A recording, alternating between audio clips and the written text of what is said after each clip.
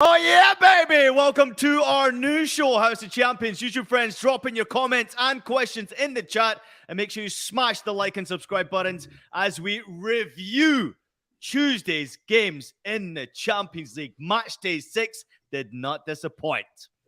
Oh yes, I brought my friends with me. Nigel, reo-coker, Jonathan Johnson, and Michael Lahoud in the house. Before we go anywhere else, Nigel, you don't look so happy. What's wrong with you, man? You okay? It's the beauty of the game that we love, Ian. Some results that I predicted didn't quite go my way, and it was very disappointing to see. But it's why we love football. Yes, exactly why we love football. JJ, Marseille, I don't even know how to explain that. We're getting stuck into it in a minute, but not good for French football right there, that finish. Yeah, really, really disappointing from a French football perspective. And yeah, there's a lot of acrimony towards Igor Tudor and some of his decisions tonight. And obviously that Kolasinac miss late on, that really rubs salt in the wounds of our lifelong Marseille fan. Speaking of lifelong Marseille fans, Michael Hood, watching your team, disappointing? It's the growing pains of being a new Marseille fan. I was speechless with the Kolasinac miss. I'm still trying to process it. Definitely be having a beer as I do the rewatch of the match. It just boggles my mind how they blew it. Well, let's get straight into it. SSB28, you're the right person to make that first comment there. Yo, what's up? Wow, boys. Crazy game. Let's get stuck into Group E action. I mean, this was absolutely insane. JJ, I got to come to you first because we're discussing Marseille losing to Tottenham Hotspur in that last-minute winner thanks to Pierre-Emile Højbjerg. It was a great game overall, end-to-end action. And this is what we want from Champions League Matchday 6, right? Awesome football, end-to-end action, last-minute winners. Just disappointment and joy all around the Champions League. But, of course, it was disappointing for Marseille, but fantastic for Spurs. Yeah, I mean, great to have the emotions. I'm not sure I'd put that up there with Spurs' best performances that I've ever seen. It was pretty difficult to watch for large swathes of the game. But to be honest, that kind of makes the disappointment even greater for Marseille. Because Marseille, I really feel... I mean, they should have come out of that with at least a draw and a place in the Europa League, to come away with absolutely nothing. I mean, it's the kind of punishment that you deserve when you miss a chance like the Kolasinac one. You also have to recognize that Hugo Lloris was in fantastic form, made a couple of really, really good saves in the first half, but it's not good enough. I'm sorry, it's not good. I know people will say like, oh, you're piling on Marseille, it's PSG bias, whatever, but it's not. It's so rarely good enough from Marseille at this level. And they did phenomenally well to get it back to a position where they could go through. I didn't think they would be at that point after they conceded 2 minutes in at home to Sporting. And then to be sort of masters of their own fate going into the last, half of football, 1-0 up through Mbemba, great header. And they managed to throw it away. They deliver that dreadful second half. I mean, sorry, it's unforgivable. And looking at the way that Marseille's last couple of weeks have gone with the results, Igor Tudor is now under major pressure. Michael, you take it away because obviously watching from a Marseille's perspective there, they had it in their hands. Kolasinac tucks that away. They are dancing through to the knockout. So that's major disappointment. And as JJ talks about it, can't afford to miss big chances like this in this competition. Well, if you look at the first half, credit to Hugo Lloris for standing on his head practically. Alexis Sanchez has a good look at goal, and Veretout has a left-footed volley that I thought was destined for the back of the net. But it was almost as if two teams came out of the halftime locker room. I wonder what that halftime talk was from Tudor. It seemed like it was more, let's not mess this up, rather than let's go for the kill, because they played scared, they played rattled, and Spurs became the aggressors when they got that goal. Mismatch on the header with Lenglet. I couldn't believe it. I will never stand for that. How do you not have someone who is of the right size to mark Clement Lenglet, who's one of the biggest players for Tottenham on the field? You have one of the shortest guys on the field marking him. That's down to the players, that's down to the manager, and down to the goalkeeper for not organizing it. It's just not good enough. And just when I was watching the match thinking, okay, at the end of the day, maybe Marseille is a Europa League team, the kiss of death that I've had surrounding me all week long since I came back from France, maybe I should go to Italy, England or somewhere else next time to bring luck. All my teams are crap right now. It's because you hanged out with JJ. That's why you got that, mate. You know, Did you JJ happen to take a stop off over in Scotland while we were at it? Yeah, I stopped at Eyebrows. Nigel, real quickly before we get on to Tottenham, I mean, this is just a massive victory for Spurs fans out there. If you're out there watching him, please drop in a comment how you feel right now. Antonio Conte has now won as many Champions League games in charge of Tottenham, 3 from the 6 games, as he did for Inter and Chelsea. I mean, job well done from Antonio Conte. I mean, this is sensational to see them through to the knockout stages, no? Yeah, let me break it down for you quickly. Tottenham have been horrible to watch in the Premier League, and they've been horrible to watch in the Champions League. It wasn't great football. One of our colleagues made an actual fantastic tweet about Harry Kane. If he dropped any deep, he would be in the Mediterranean, which absolutely amused me. I make fun of Tottenham all the time, you know, the West Ham history and everything like that. The nearly team. They didn't look like they were going to do it, but I did back them to win today. And today and tomorrow, it's all about the result. Oh, that's one prediction out of about 7 or 8. Yeah. You did back them. How many times have we heard that? I did back Tottenham to win today. You know what? I did them to win today. Who else did you back them to win Ballon d'Or? We can all say again as usual. One at a time, please. We can all say again. They didn't play great.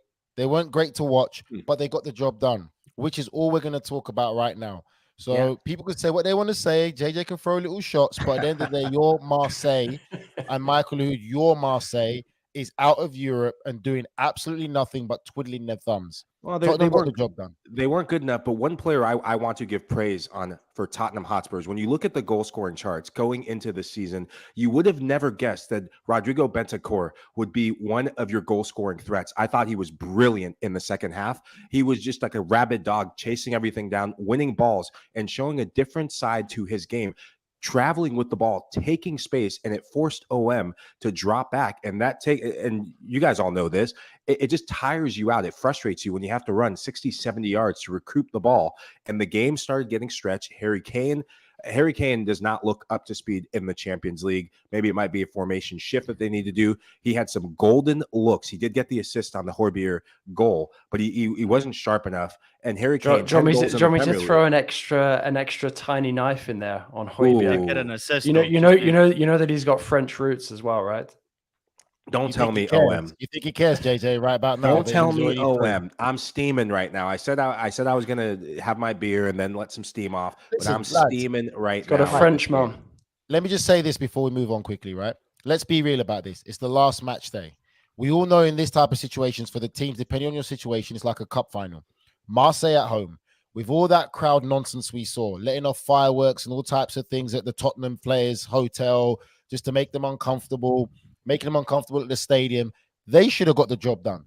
They really should have got the job done, but they didn't. So but Nigel, it's still Tottenham that they're playing against here. Tottenham, difficult team to beat. It's not an easy game. I'm not disputing that, but Tottenham haven't been great exactly. And let's be real, they haven't been sensational. And a team like Newcastle will manage to beat Tottenham in the Premier League. I know it's the Champions League right now. The problem with Marseille has been inconsistent. I'm sure obviously JJ and Mike know a lot more than me when it comes to Marseille. But when you're playing at home, it's that home advantage of the last game, just getting that result. You should have been able to do it. Yeah, I just wonder if the injury is going to be severe to Son or not. That's obviously a worry for Tottenham Hotspur fans out there, but they'll be dancing all the way back to London tonight after that. They probably have to take their time. I mean, listen, before we go anywhere else, JJ, what is it like in Marseille right now? I mean, it must be a little bit dangerous trying to leave that stadium for the players at this moment in time. Certainly not a nice feeling being around Marseille at the moment. I don't know, but I'd love to be able to fly a drone over it. Just like get some videos stocked up. You know, listen to the silence that's fallen across the city. I mean, no, look, I could revel in the Marseille exit if I wanted to, but it's a horrendous result for French football to not just lose Marseille from the Champions League, but to lose them from European competition. You know, that is, especially in the last 30 seconds of the game, it's a disaster. You know, there's no two ways around it. And the Marseille fans, or at least the Marseille fans that I can see on Twitter, absolutely fuming about that. Oh, producer Gotta Des has read come that up out, with a Ian, nice quickly statistic before we right leave. here. Go ahead, Nigel. You can read it out, You, Nigel. you do it. You do it. Go on, mate. All right, Spurs had no touches in the opposition penalty area in the first half, but finished top of the group with the last kick of the game. That one coming Sounds a lot like specifically from Mourinho Des. ball. It's two-door ball. That's all what that it's matters. come down to. I just as we before we move on to the Frankfurt match, when the first half, the chances that weren't finished, I thought maybe around the 60th minute mark he would bring on just reinforcements. This is a Marseille team that has 3/4 of everything you need to take that next step. They just don't have enough finishers. Alexis Sanchez playing as the striker. He needs someone to play off of. This team is dying for a striker. They need, well, actually, they do have a striker. They just don't play him in Baba Dieng, which that needs to change after this match. But it just boggles my mind that, this is why you have therapy. Yeah, I was going to say, it sounds like you need to check into rehab, mate. I should have gone Lance. Damn it. I don't think it'll be the only Marseille fan wanted to check into rehab after this type of result as well. It's certain disappointment right there, and disappointing for French football, but also to the benefit of German football. Let's turn our attention to the other match in the group, which of course was another cracking watch. I actually paid most of my attention to the Eintracht Frankfurt victory over Sporting Lisbon. Lisbon got the opening goal 39 minutes in. Artur Gomes, a 24-year-old Brazilian, with his second ever goal for Sporting, both of them coming in the Champions League. Daichi Kamada continues to score goals for Frankfurt, continues to get them in the competition. 12 goals already this campaign. And then, of course, they got the winning goal from that man once again, Kolo Muani. Wow! It was brilliant. I thought it was a fantastic performance. I'm very happy, obviously, for German football, but I'm really happy for the traveling Frankfurt fans in particular to watch a game like that when Frankfurt get the victory. Nigel, I'm coming to you first on this one here. Bit of a disappointment from Sporting's point of view. You take that, Ian, mate, because I was glancing over this game. I thought Sporting would do it. And the thing with me is, it's not that I'm anti-Frankfurt. It's when you look at certain teams, for me, it's the inconsistency of Frankfurt of what I've seen domestically and in this competition. And I just didn't think that I would be able to get the job done. And again, it's knowing what's at stake with how good Sporting have been so far in this competition, having that home field advantage, you would think that they'll definitely get the job done. Frankfurt is still a younger side. Sporting, you probably say, have the bit more experience than Frankfurt do. But Frankfurt are proving to be a fantastic cup competition side, really and truly. Maybe a European side more than anything. Yeah. Go ahead, Jay. No, I just want to say something about the inconsistency comment. They've lost one match in their last 5. Yep. That's not inconsistent. They've started to figure it out. I think big wrinkle. When I say that inconsistent, Michael, I'm talking about more so you'd expect with what they've done last year in Europe and everything for them to be really competing the Bundesliga high up the table. Yeah, still, that's a good point. They're still not kind of up there. They're not someone you're going to say is going to win the Bundesliga this year or really going to compete to push Bayern. They finished like mid-table in the Bundesliga last year and went on to win Europa. It's almost as if a club like this can only focus on one competition because they don't have the depth to be able to deal with multiple competitions. I mean, they're only in the Champions League because of their success in the Europa League, making it 5 Bundesliga teams, by the way, who ended up in this season's Champions League. And to see 4 of them potentially going through is quite sensational for German football. But this is a massive credit to a club like Eintracht Frankfurt. Getting to the knockout stages is absolutely huge for them. It's huge for the Bundesliga because everyone says it's a one-team league, and Bayern will probably win the league again this year. But to see them doing well in European competition, competing in the Champions League to get to the knockout stage is absolutely sensational. And the way that they did it, I think Oliver Glasner deserves so much more credit than he's getting. Still probably a mid-table team in the Bundesliga, they will be. But if he focuses on the knockout stage now in the Champions League, certainly wouldn't want to face Eintracht Frankfurt, that's for sure. No, you wouldn't. And, they will feel buoyed as well by this success. Fantastic to see Kolo Muani with that finish and to hear the traveling fans roaring after he scored that goal. But not to detract from what Eintracht, managed to do in this game and ultimately in this group stage. But was nobody looking at Sporting's form coming into this game? Because honestly, I got asked to go on HQ to defend my decision to predict that Frankfurt would win this game. Yet when you look at the form, apart from their opening 2 games, Sporting have they got one point from a possible 12. That's awful. They're 6th in the league. They lost their game coming into this one. I mean, I know that Amorim is a very highly rated coach. You know, I'm not knocking him. It's, you know, down to the players. I mean, I looked at that performance. The goal that they scored to go ahead against Eintracht, it was a pretty sloppy finish, you know, very scrappy. Yep. It's definitely not the same Sporting that we saw in those opening 2 games. To be honest, I think Sporting are really, really lucky that they're even through into the Europa League tonight. Yep. Oh, absolutely. I think a player that they missed was Goncalves. He got a red card, and he's the red card king of the Champions League in this group stage. And if you're the manager, you're having to go at him. That's the first player I would pick out at training and just rip him to shreds, because he was a player that could have gotten him the second goal. He's part of that triumvirate, him, Edwards, and Trincao. Trincao on the bench. It just didn't seem to be the same belief in this Sporting team, and the stadium was just dead silent when Colomwani got that goal. Love this kid. He's going to be he has to be in the plans for the French World Cup squad at some given point, because he's delivering in the Bundesliga and, more importantly, in the Champions League. But for Sporting, it just wasn't there today. The recent form, not just in the league, but in the cup, they lost their cup game 1-0. Mm-hmm. There's a bit of issues here with this team. And like I said, very fortunate to be even in European competition. I'm going to go back to OM, but I'll save that for a weekend preview. Mike, just to jump in that what you and JJ said, 100% right. But there's a lot of teams very similar to that in this last round of the Champions League. There's a lot of teams where it's just been so indifferent. The domestic form hasn't been great, and it just hasn't kind of worked out where you still expect, with the quality that they have, you know, you still expect them to do well.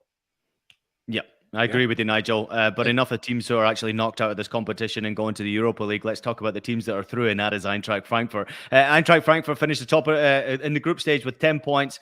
Best record of any side in their first appearance in the competition in 6 years, since Leicester City did it in 2016-17 with 13 points. They do, however, finish behind Tottenham in their group. Let's move ahead to another interesting and entertaining group. It was a cracking match, obviously, between Liverpool and Napoli. Napoli undefeated across all competitions coming into the game at Anfield. I'm sure many people went for Napoli to win in this game, but Liverpool, I was just kind of hoping at some stage here, Nigel, that they would get a good performance, and they did. They put out a good performance. Napoli played well in this game, no doubt about it, but this was a really good watch, this one.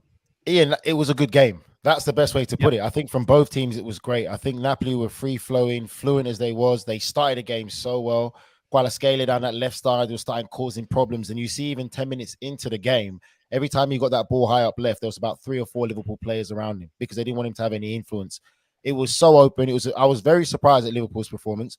I'm going to say something that people might think it's funny or whatever, but the reality of it is Liverpool were made fun of by domestic pundits about their performance against Leeds and how they were basically bullied, how they were soft. I saw so much aggression in the first 5-10 minutes of that game from Liverpool players that I hadn't seen, whether it's the previous Champions League games or so, or even domestically. So that resonated. I know for people not listening, the British press, when it comes to football, is very powerful. There's a lot that gets said, and sometimes it can rub players the wrong way. And there was so much aggression shown to the Napoli players. Is that really the case, though, Nigel? You've dealt with that, obviously, personally at first hand. I mean, I played lower leagues in England, never got to the highest level in England. Does it get to you? It doesn't get to you. It doesn't get to you, but it gets in and it's a point. I think because when you look at the games change now so much that everyone can watch football all over the place. They can see the camera angles everywhere now. And just competing and being physical, which is something that Napoli do very well as well. When it comes to defending, I've never seen people go and close a player down and stick their hand out, which is what I used to do, pushing people. You're allowed to do it, have a stiff arm. That's what I saw from Napoli. And then Liverpool players were just competing. It was a great game of football. Darwin Núñez got the second goal in the end. Mo Salah got the goal as well. Was a bit of a scrappy goal for Napoli to concede. And I think for me, from either side's perspective, you'd probably be happy. Napoli probably won't be happy that they lost, but still, they won't be too distraught.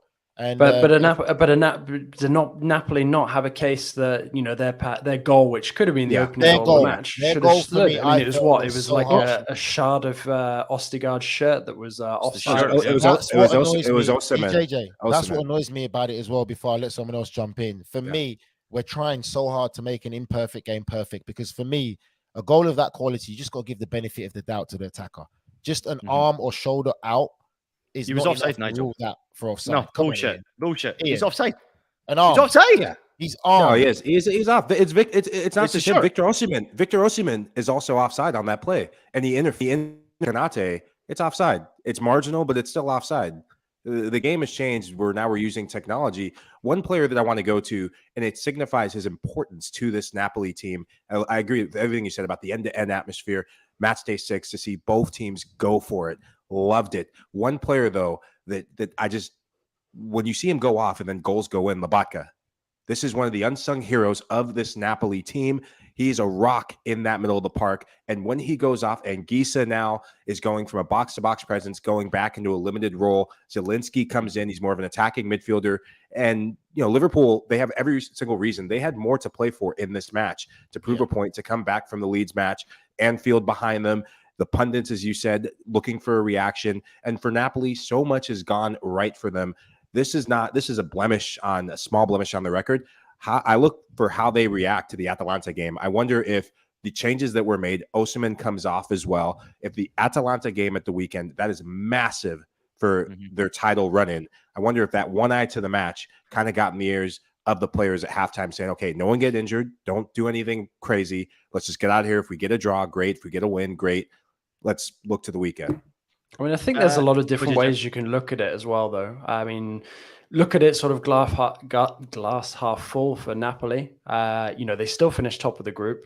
They get a reality check ahead of a really important domestic game as well. And if that is sort of the worst kind of result that they're going to get between now and the World Cup break coming, they'd have taken it. I mean, sure, I think 2-0 perhaps wasn't necessarily an accurate reflection of the way that the match went over 90 minutes. But at the end of the day, it's not terminal to their chances in the Champions League. They're going through top. It wasn't enough to get Liverpool into first place. So, for me, I think that for Napoli now, that is sort of the moment that many people have kind of been waiting to happen. And now we're going to see, and I'm sure Spalletti will be very keen to see how his players pick themselves up and react as well, because if you are going to lose, and sort of be made to realize that you're not invincible, it's in that kind of game where the stakes are relatively low. Yeah, a couple of nice comments coming in.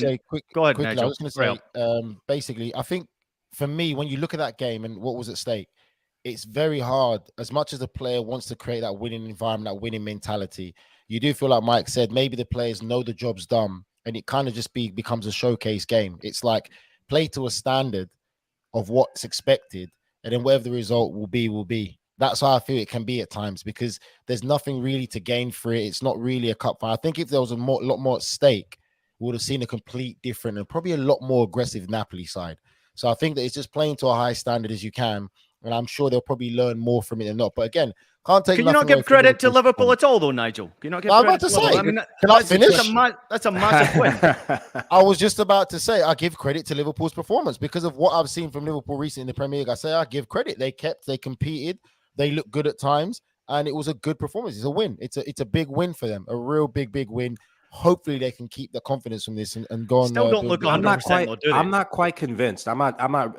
So we talk about this Liverpool side getting a result against a Napoli team that has nothing to play for because they've already topped the group. Napoli fully focused, giving a good account of themselves, still fully focused on the Atalanta game. Liverpool's inconsistency. Then why didn't they rest players then, Michael? Why didn't they change the lineup completely? Because they haven't really changed the lineup. That's what Napoli do. They don't rotate as much. Given injury woes has been the only thing. Osimhen being out. Mate. They can rest at Christmas. This is a team that doesn't have that many players going to the World Cup. So they've been, that's the Spalletti way. He plays his core players. He's not one to rotate until someone gets injured or goes out. I think we will learn more about this Liverpool side. Yes, they get the result, but let me see what they do against Tottenham. We've seen this before. They get one result and then piss it away the next game. I'm not convinced yet. Yeah, that's a big game to look forward to this weekend coming up against Tottenham. We got a couple of great questions coming in. Not questions, really statements more than anything else. SSB28 says he disagrees. If you're a fingernail offside, you're off. No bending the rules for me. That one's directed at you, Nigel. He also says, I think it's good, though, for Napoli in a way. They are getting the loss out of their system and that they can bounce back. Liverpool subs changed the game, and Nunes has to start from now on. Great points. Thank you very much for your comments coming in. If you're watching House of Champions right now, please make sure you let your comments be known. If you've got a question for the boys, drop it in as well. Rangers, terrible. Lost to Ajax Amsterdam at home by 3-1. Berghuis got opening goal, 4 goals in his last 4 all competitions, second in the Champions League. Mohamed Kudus, Michael, just continues to be on fire. He scored 1 goal. He got 1 assist. Probably should have had a second goal. Francisco Conceição wrapped things up. Obviously, Tavernier got a penalty kick as well in between there. But all-round awful performance from Rangers. Excellent to see Kudus play well, but from these two teams, simply not good enough. Ajax move on to Europa. Michael. Yeah, I love this kid and how he started the Champions League like a house on fire. He finishes it with a quality performance. Disappointing, as you said, to see the complete performance from Ajax. Started well and then just went sideways when it looked like they were going to be the surprise alongside Napoli of the league, Liverpool being the ones to fall by the wayside. But Kudus, the price tag keeps going up. This guy's an attacking midfielder. He plays playing as a false nine for Ajax. The first goal, the awareness of where space is, where the runner is. I love that. But also the killer instinct to take it on himself. I'm going to have a little bit of a pop at one of your guys. Friendly pop, of course. This is a family show. James Sands, what are you doing? Yep. What do you make of that? The defending on the second goalie. And it's not good enough. Champions League level is not good enough. Rangers were Hey, speaking of being at the level of Champions League, I mean, I know that the headline is Rangers being awful, historically the worst Champions League side ever. But, is this also not kind of like a bit deceiving for Ajax? Are they not lucky that they were drawn in the same group as this very poor Rangers side? Because I feel like Ajax are going to drop into the Europa League. And because they'll be unseeded, they could come up against, a pretty tough draw straight off the bat, and I think they might struggle this year. I mean, we know we've gone through the reasons why they're finding it a bit more difficult this season. They were absolutely stripped bare again over summer, worse than usual. But to me, it just feels like, I mean, you look at Tadic. I mean, he lost the ball 15 times this evening. Yeah, that is not at all like the great Tadic that we've seen the last couple of years, who was so key to that Ajax team being as brilliant as they've been. It really feels like almost kind of pushing them back towards what they do best, and that's bringing through the youngsters. And maybe that period where they experimented with more experienced players, is coming to an end. Well, that's the only thing I want to jump onto that with JJ, is just to say, for me, when are Ajax going to be that club that keeps these players? Because we've seen them and we've been fortunate to see so many top players come through the Ajax academy, the Ajax system, and they get sold on. At what point are Ajax going to draw the line to say, right, we want to keep a core of players there to be competitive and to be that pass master again? But why not? It's in the culture now. Never. They make too much money. It's a business now. It's not. It's like he said, it's a culture of selling players. If you think of any successful Ajax team that they've had, they have sold their best players, and they've only won the Champions League previously because the kids were young before they were sold. So if you get a group of players and you're lucky that these are good enough to compete with the best in Europe, which will most likely never ever happen again because of the money being spent elsewhere, Nigel, I just don't see it ever happening. I think that's a selling club. It's a business which is incredibly successful. Nigel, they made 250 million euros in the summer by selling players. It's insane. You can't compete with that. You got a comment? Nigel is frozen. We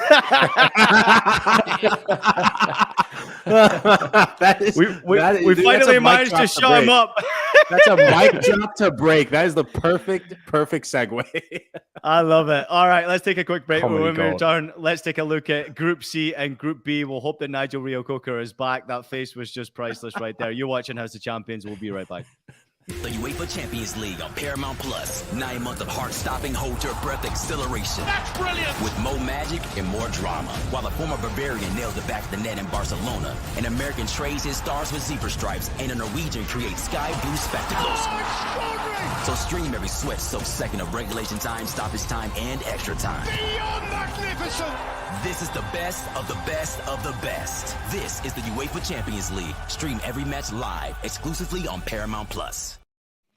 Well, if you just so happen to be looking for 1 month free Paramount Plus action, you came to the right place. P Plus, they have a 1 month free trial. Offer code is UEFA22. Scan the QR code right there on the top corner of the screen or follow the link in the description. Yes, that's right. You can get 1 month free Paramount Plus action. Matchday 6 might be almost over. You can enjoy tomorrow's matches. We got so much more to offer ahead of the World Cup. And after the World Cup, you can also enjoy the Champions League when it does return. Welcome back to House of Champions. Ian Joy here alongside my good friends Michael Lahoud and Jonathan Johnson. For some reason, Nigel reo-coker did not enjoy the conversation enough to stay with us. He is now frozen and disappeared. We hope he will be joining us once again, but we're going to turn our attention to Group C action. Bayern Munich getting the win against Inter Milan. Barcelona got a victory by 4-2 against Plzen. Bayern Munich 100% record. Benjamin Pavard on the score sheet, 4th goal for him across all competitions. Also scored against Barcelona on match day 5. Eric Maxim Choupo Moting, 7 goals in his last 6 games across all competitions. JJ, both of these players you are incredibly familiar with, but Bayern Munich, they have proven me wrong by doing things the way they know how to do it. They have scored in each of their last 22 home matches in the Champions League, setting a new club record, JJ. Phenomenal stuff from Bayern, considering Lewandowski is no longer there.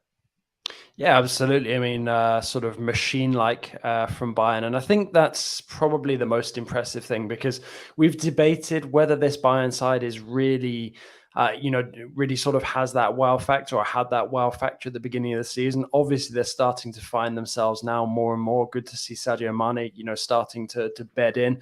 But I think it is really impressive the way that Bayern, these kind of games don't phase them. I mean, okay, we're talking at the end of the day about, quite a prestigious matchup, but one that really didn't have anything on the line. Both teams knew they were through, but, Bayern, these big stages that, it just doesn't phase them. It's just another match. Fantastic goal by Choupo Moting. Big fan of him, obviously, from his time at PSG.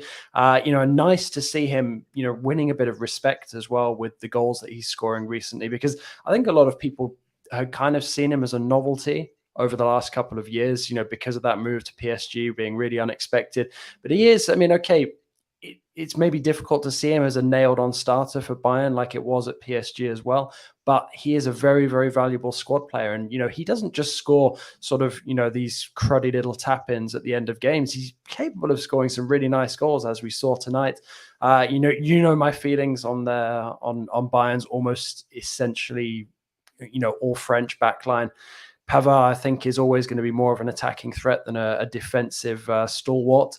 So, to see him sort of, throwing things back to 2018 when he was in fine goal-scoring form, good to see. But I do think that Bayern still have a bit of work to do going into the knockout phase. Still a few, kinks to iron out, but things are looking a lot more positive now than they were, say, a month ago when we were debating whether Bayern might be one of the teams that dropped out. Well, someone who has some kinks to work out as well. Let's welcome him back, ladies and gentlemen. Nigel reo-coker back to the show. Technology is not his friend, but we'll get him there. You guys are great. Do you know? Just say something before we jump into it, Michael. He twinkled it. He just saw the prediction list. He saw the prediction list, and he saw that Ian Joy is no longer bottom of the table, and it froze him in time. That's what it was. Go on, Michael. He shook. No, what I love about this Bayern team, mind you, Bayern, we're talking about predictions. I picked Bayern Munich to win it all this year, so they're making me look very good. We can rewind the tape because I keep receipts in my back pocket throughout this Champions League run-in. Thank you very much. But with this Bayern team, this is a Bayern team that's going up against an Inter team that's in good form. Inter didn't start well, but Champions League has been their lifeline. And in Bayern, yes, they created chances. They only had, about 3-4 shots on goal, 15 shots total in the first half. But this is a Bayern team that if you don't take your chances, they are lethal. No Musiala, no Thomas Müller, Serge Gnabry, who's been in form as well, coming off the bench, but they can still retain solid players. Mane still on the field, and now that belief and confidence is becoming contagious with even their B team. Joshua Kimmich, this guy is a player in midfield, and he's just gone from strength to strength, dictating things. But when you have a striker in Choupo Moting, I go back to a point in World Cup qualification where I think he rediscovered himself. He was one of the players that booked and punched Cameroon's ticket. I love it because he's going to be one of the players, one of the unsung heroes to keep an eye on if Cameroon are going to be successful, not just Bayern Munich this season. Nigel? No, I think for me, JJ and Michael were very well renowned in the respecting everything that's been said about what's been said about Bayern Munich and players wise and the analysis that comes with JJ and the stars. I think for me, I believed a little bit of Ian's Kool-Aid about Bayern slightly at the start, even though I was like Michael and I did pick Bayern to win it all. We know what comes with Bayern Munich, with what they are. And I think right now they're finding their form. One thing I must say is I probably haven't given them as much respect as they deserve, really and truly. And you look at the bigger picture of what they're doing. They're beating Inter Milan home and away. They're beating Barcelona home and away. They're beating top caliber sides, finishing the group stage with a perfect record. And I think that there's not been a lot of attention really paid to them. When you look at how difficult that group was, when the groups came out, we said that was the group of death. That was the group that everyone's going to be focused on. But Bayern Munich made it look so easy to get through into the next stage. And they're just showing the quality and the caliber of what the club is about and what they're about. And I think for me personally, I'll just have to say, I didn't give them as much respect as they deserve. And I think we need to really pay attention to those results because they're really statement wins for the quality of opposition that they faced against. Do you know what the problem I think was, Nigel? And one of the reasons why I predicted that there was something wrong with there. You sell a Lewandowski or he wants to leave. For whatever reason, he wants to leave and try something new. I'm worried about where these goals are coming from. They didn't have any problem scoring goals. If I'm not mistaken, they scored like 18, 19 goals in the group stage. What I am noticing about Bayern Munich more than anything else under Nagelsmann is defensively, they're getting freaking better, man. They only conceded 2 goals, I think, in this 6 group games. It's just fantastic to watch them try to improve in different areas where I never thought possible. Bayern have always been a free-flowing team that love to attack, that love to get forward. But defensively, they've brought in some new faces. Upamecano's getting better, even though he's had a slow start to his Bayern career.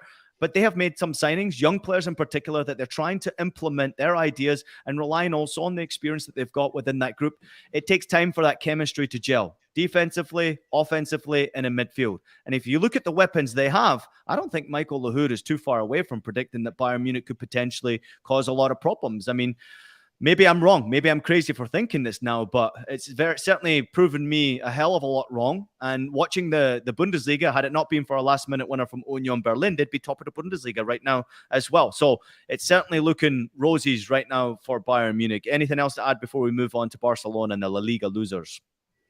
Yeah, I mean, to be honest, it's going to lead us into that because I'm kind of wondering, are we really talking about Barca in the same caliber of opponents as some of the other top teams in the Champions League at the moment? The collection of stars there, yes, they have a collection of, very, very talented footballers, but where they are sort of in their development at the moment, I dispute that.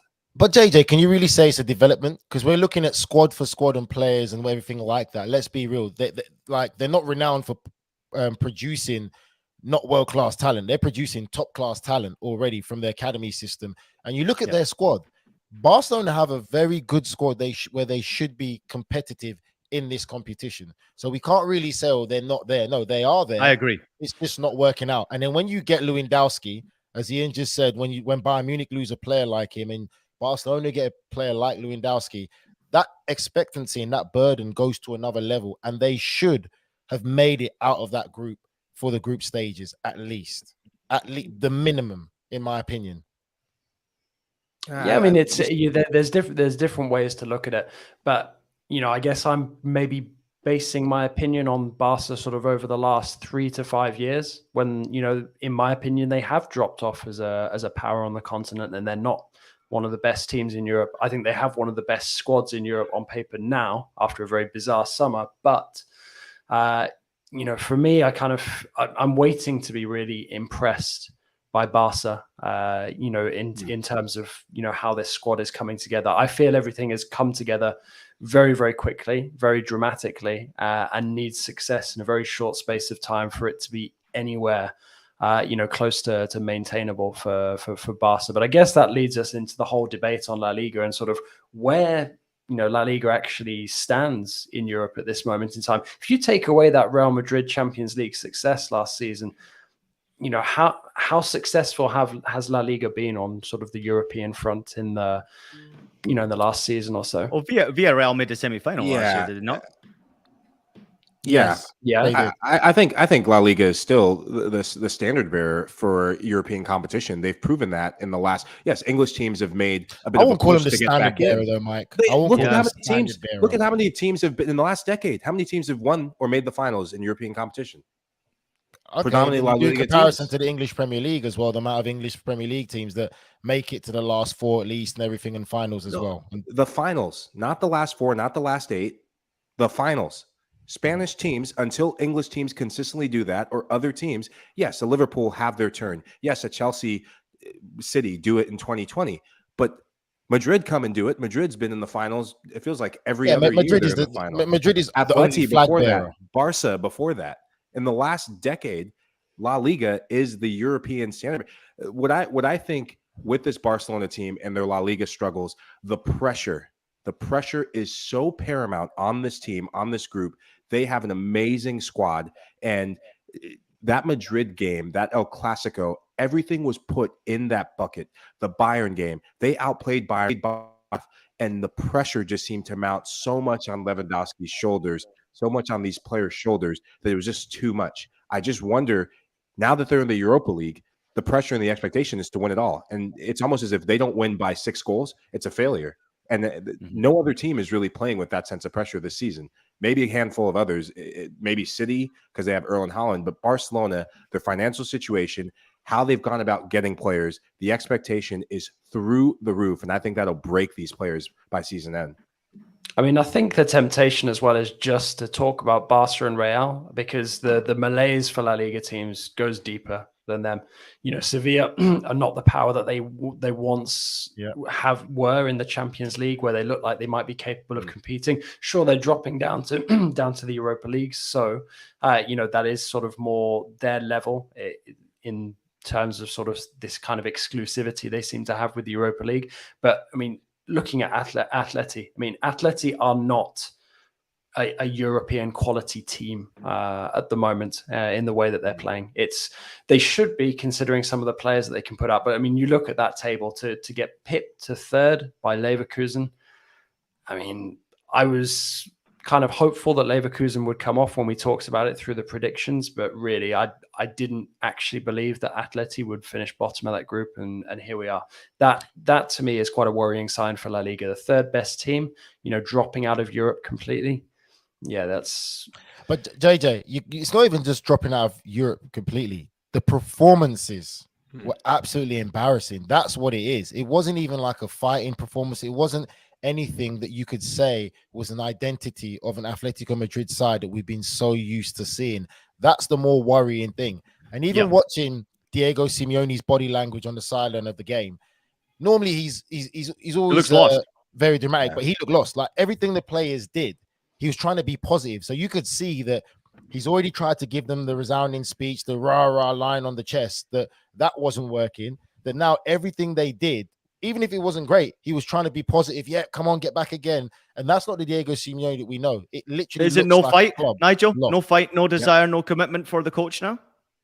I think that he knows that it's either they, like I said, it's either they do a complete rebuild at the club or they move on for someone else new and something fresh. Because even João Felix's face on the bench when he got taken off, he looked lost, like, I need to leave this place. And you've got a returning Benfica player, ex-Benfica player, going to Porto, and they were embarrassed. Porto looked like a bunch of professionals who were playing in the park and just enjoying themselves and having fun. And for me, it's not the fact is Atletico's out. It's how they went about being out, JJ, for me. And it's just embarrassing in the performances that I've seen. Yeah, I agree with you, Ian. I think you hit it right on the head. I think the belief in the fight in the Simeone way is done. You look at the goals that Porto scored, and a big day for Canada, by the way. Eustáquio getting the goal for old Canada, and Alphonso Davies getting an assist.